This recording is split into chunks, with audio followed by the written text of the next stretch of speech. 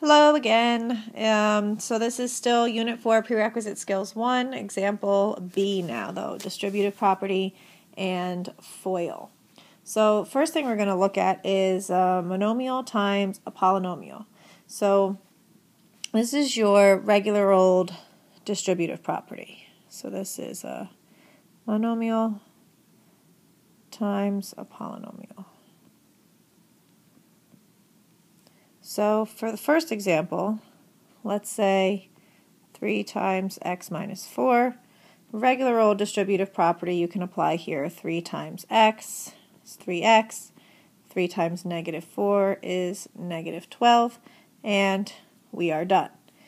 There is another version that you can think about, just to start out, is called an area model. So an area model would say, well, I have one term, the monomial on the outside, so I have one side, and a binomial on the inside, so I have 3 terms on the inside. So I have 2 boxes. So the term on the outside is a 3, and that term is the side that they share in common. And then the top, one is an x, and one is a negative 4. And then the area model just says, well, find the area of each box. So the area of the first box, length times width, would be 3 times x, which is 3x. And the area of the second box, again, length times width, would be 3 times 4, which is negative 12. And we put these two together for 3x minus 12. Now, why do the area model when the distributive property works just fine? And that's fine by me. I don't care which way you do it, but the area model might come in and help you out a little bit when we start getting into multiplying binomials by binomials and going from there. So let's look at another example. What if we had x times a trinomial, x squared plus 2x minus 8.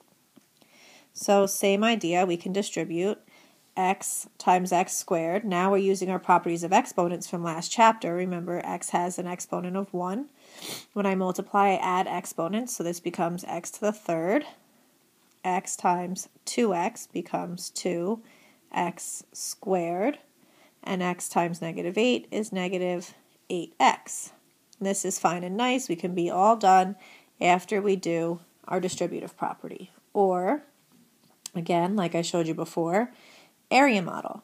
So I have a monomial, so there's the one side, and then I have a trinomial, so I'm going to make the box nice and long, and I'm going to need to split that into 3 sections now, each one labeled. So here's x squared, here's 2x, and here's negative 8.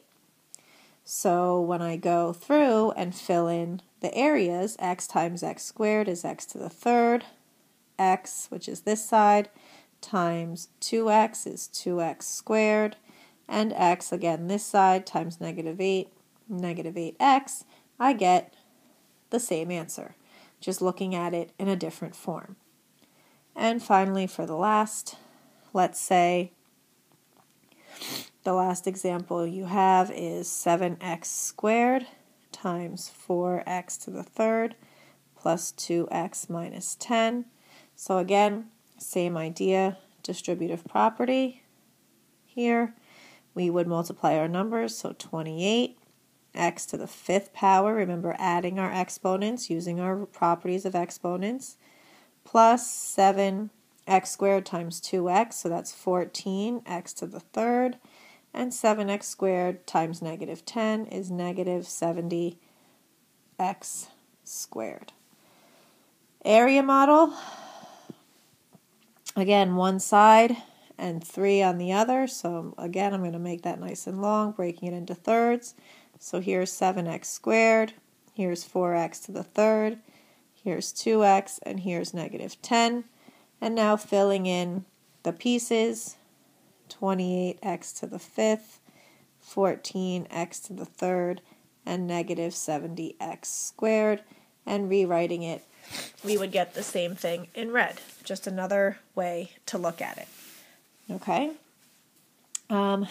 Take a note that the way all the examples were written out in the first place is called factored form.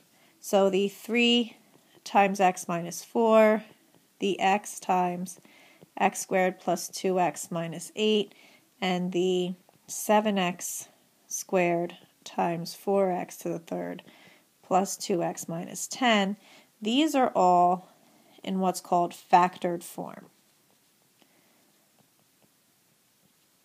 The solutions that we got to these, so when we said that this was equal to 3x minus 12, and this was equal to x to the third plus 2x squared minus 8x, and this was equal to 28x to the fifth plus 14x to the third minus 70x squared, these are all called expanded form.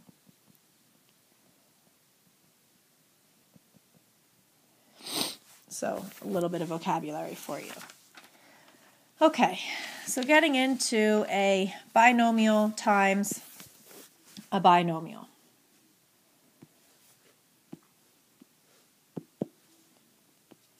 Whoops, we end up going backwards. Binomial times binomial. The first example you have is just strictly with numbers. So this is just to illustrate the point of how this works. So I have 3 plus 4 times 5 plus 2. So obviously we could just follow the order of operations, which tells us to do parentheses first. So I would have 7, which is 3 plus 4, 5 plus 2 is also 7, and 7 times 7 is 49. When we have numbers, that's no problem, and why not do it that way? Because we get our answer much quicker. However, if we don't have numbers, we run into a little bit more of a problem.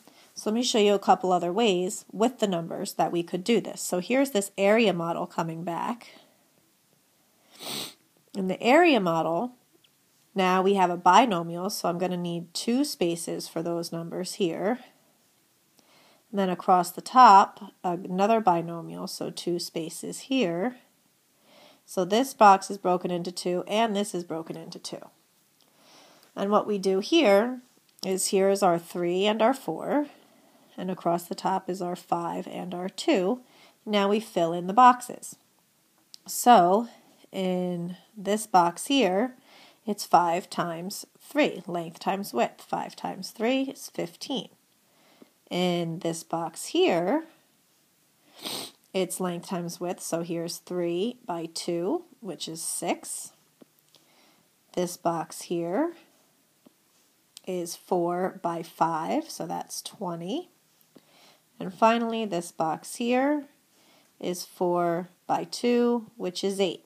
Now, since all these are like terms, because they're all whole constant numbers, I can just add all these up. 15 plus 6 plus 20 plus 8, and I get 49. Same answer. Using the same numbers, just doing it a little bit of a different way. The last way I want to show you, I kind of made up a little term for myself here. I call it the double distributive property.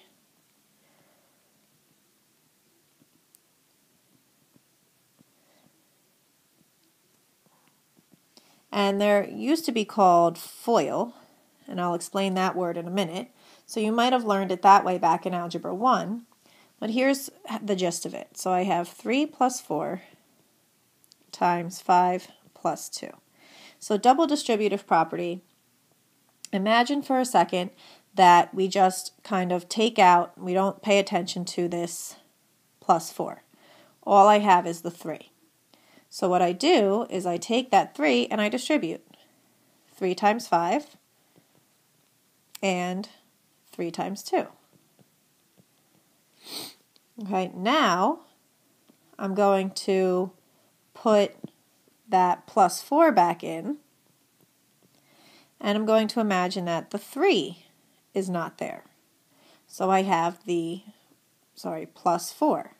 So now I distribute that. So 4 times 5, so plus 4 times, times 5, not plus, times, and 4 times 2.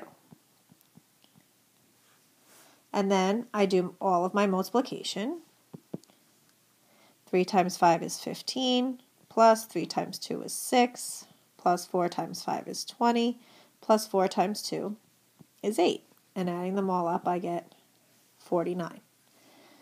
Okay, this is also known as FOIL because FOIL stands for first. I'm trying to find another color that I didn't use yet. How about, I'll go with black. Okay, so FOIL stands for first, outer, inner, last, if you want to copy that down.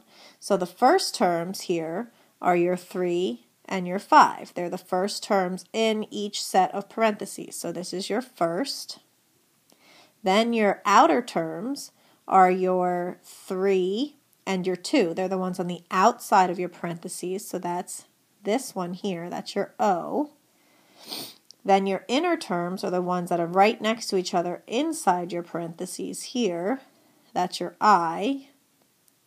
And your last terms, the last terms in each parentheses, your 4 and your 2, and that is your L. And so that's your FOIL. Double distributive property, FOIL, same thing, will get you the same answer either way. So 3 times 5 was your first, 3 times 2 was your outer terms, 4 times 5 were your inner terms, and 4 times 2 were your last terms. And when you multiply them together and then add them all up, you get the same exact thing. And like I said, we go through all of this because when we finally get to multiplying binomials or trinomials without just plain old numbers, you need to have a way of doing that because you can't just add 3 plus 4 to get 7 and 5 plus 2 to get 7 and get an answer of 49. And that's shown in the next screencast, so tune into that one.